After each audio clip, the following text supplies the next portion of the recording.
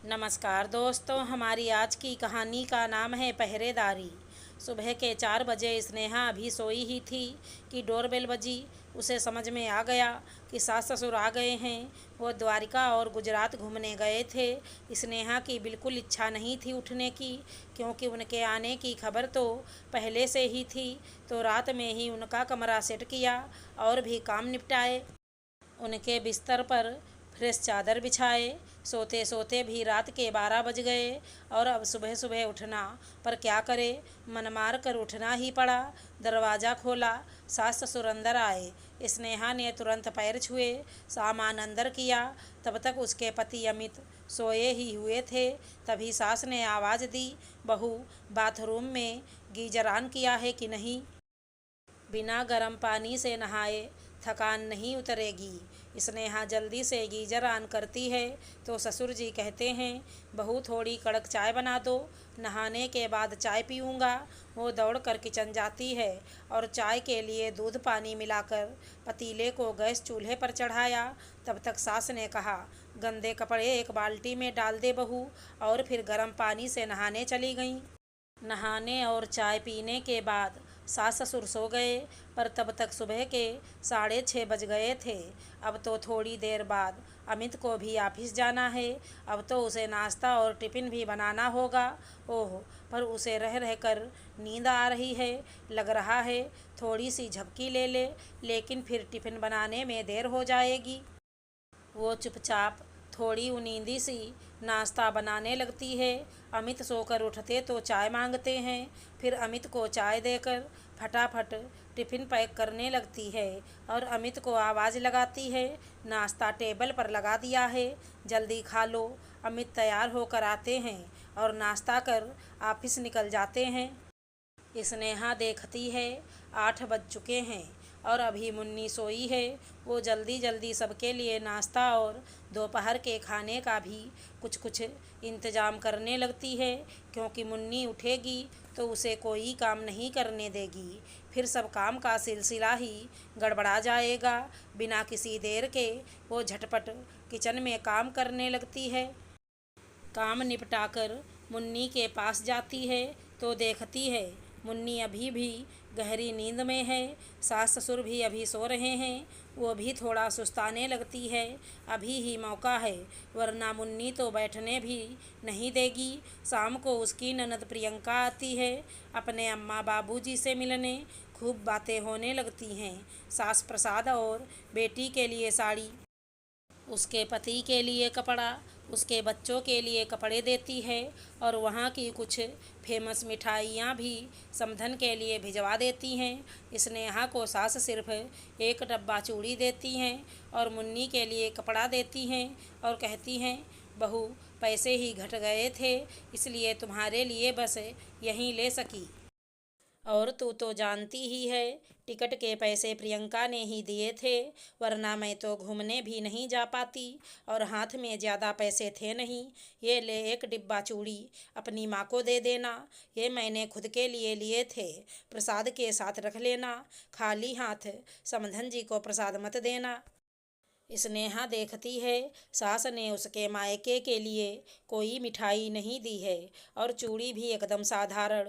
तो सास से कहती है, माँ जी, इन्होंने तो कहा था कि प्रियंका दीदी को टिकट के पैसे दे दिए हैं और यात्रा खर्च भी 6,000 आपको दिए हैं, फिर भी पैसे घट गए। हाँ, दिया था, अमित ने सास ने झेपते हुए कहा। स्नेहा दबे मुँह ही सास को उनके दोहरे व्यवहार का एहसास करा देती है और सास भी अंदर से समझ ही लेती है। सास का यह व्यवहार स्नेहा के लिए कोई नई बात नहीं है। पिछले 4 साल की शादी में हर तीसरे चौथे महीने सास ससुर कहीं न कहीं दूर या तीर्थ यात्रा पर जाते ही हैं, जब से स्नेहा आई थी।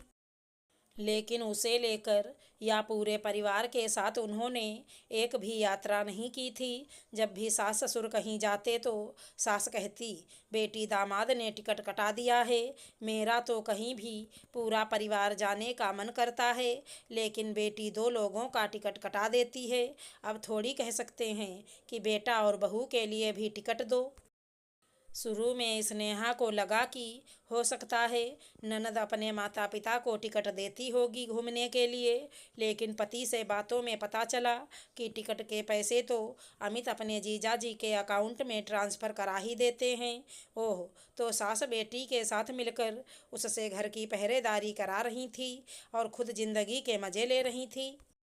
और ऊपर से जहाँ से भी आती तो बेटी और उसके ससुराल वालों के लिए ढेर सारा उपहार लाती और कहती, अब दामाद जी टिकट के पैसे दे देते हैं तो कुछ अच्छा उपहार तो लाना ही पड़ेगा ना उनके लिए। स्नेहा ने अमित से कहा, अगले महीने हमारी शादी को 4 साल पूरे हो जाएंगे, चलिए ना कहीं घूमने चलते हैं। अमित कहते हैं, मुन्नी अभी छोटी है, ज़्यादा दूर नहीं जाएंगे, चलो पूरी 3-4 घंटे का ही रास्ता है, वहीं चलते हैं। मम्मी पापा और दीदी जीजा जी से भी पूछ लें क्या साथ जाने के लिए। तो स्नेहा कहती है, अभी तो माँ बाबूजी घूम कर आए हैं, दीदी भी अपनी एनिवर्सरी पर गंगा घाट घूमने गई थी तो हमें तो नहीं पूछा था। और ये तो सिर्फ हमारा दिन है ना, तो क्या हम दोनों और मुन्नी काफ़ी नहीं हैं। अमित ठीक है कहकर ऑनलाइन टिकट के लिए अप्लाई कर देते हैं। देखते ही देखते जाने की तारीख भी नज़दीक आने लगी। तो एक दिन ननद घर आई तो स्नेहा ने कहा, दीदी अगले हफ्ता हमारी शादी को 4 साल हो जाएंगे, हम लोग पुरी जाने के लिए सोच रहे हैं। तो ननद चहक कर कहती है, वाह ये तो बहुत अच्छी बात है, मेरे बच्चों की भी स्कूल की छुट्टी रहेगी और माँ बाबूजी को भी द्वारका से आकर आराम हो गया है, बड़ा मज़ा आएगा। नहीं नहीं दीदी, पुरी तो सिर्फ मैं और ये जा रहे हैं। अच्छा मेरी तो एक बार के लिए छोड़ो भी भाभी, माँ बाबूजी को घर में अकेला छोड़कर घर की पहरेदारी पर लगाकर तुम और भैया घूमने जाओगे, शोभा देता है क्या। दीदी आप भी तो अपनी एनिवर्सरी में गंगा घाट गई थी तो सास ससुर को लेकर तो नहीं गई थी, तो आप भी तो उन्हें पहरेदारी पर ही लगा कर गई थी ना। तुम मेरे घर के मामले को मत देखो भाभी।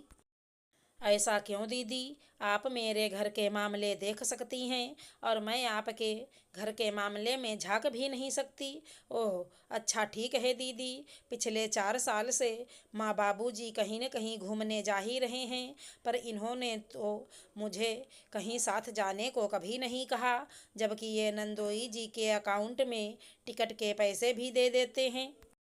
तो पिछले 4 सालों से मैं घर की पहरेदारी कर ही रही हूँ ना, तो क्या अपनी एनिवर्सरी पर भी मैं और ये अकेले घूमने नहीं जा सकते हैं। दीदी अभी हम गए भी नहीं हैं और आपको माँ बाबूजी के लिए तुरंत एहसास हो गया कि वो घर की पहरेदारी करेंगे, तो क्या मैं इस घर की परमानेंट पहरेदार हूँ कि सास ससुर हमेशा घूमने जाते रहें और मैं घर अगोरती रहूं। चुप हो जा बहू, तुझे तो हमारे घूमने से भी जलन होती है, मैंने सोचा भी नहीं था। जाओ जाओ घूम आओ अकेले ही, सास ससुर की इज्जत रहेगी नज़र में, तब ना साथ जाने की सोचेगी। ओ तो आज मैं समझी सासू माँ की आपकी नज़र में मेरी इज्जत भी बस एक पहरेदार की ही है, ना कि बहू और घर के सदस्य की। तब तो इतने दिन से मुझे अकेला छोड़ छोड़ कर आप सब जगह घूमने जाती रहती हैं और जलन जैसे शब्द बोलकर बात को दूसरा मोड़ देने की कोशिश मत कीजिए सासू माँ। बात बस इतनी है कि घर की पहरेदारी सिर्फ मेरी ही जिम्मेदारी नहीं है। इस बार ये जिम्मेदारी आप उठाइए तो अगली बार फिर आप घूमने जाएंगी तो मैं उठाऊंगी। भाई घर खाली भी तो नहीं छोड़ सकते, चोरी होने का भी खतरा है। अगर हम सब एक साथ घूमने जाएंगे तो ये जिम्मेदारी प्रियंका दीदी को उठानी पड़ेगी। और सास ननद बहू के इस जवाब से एक दूसरे को कौतूहल भरी नज़रों से देखने लगीं और समझ गईं कि बहू को अब छोड़ छोड़ कर घूमने नहीं जाया जा सकता है। और बहू मुस्कुराते हुए पूरी जाने के लिए तैयारियों के बारे में सोचने लगी। हमारी कहानी पसंद आई हो तो चैनल को लाइक शेयर सब्सक्राइब करें। धन्यवाद दोस्तों।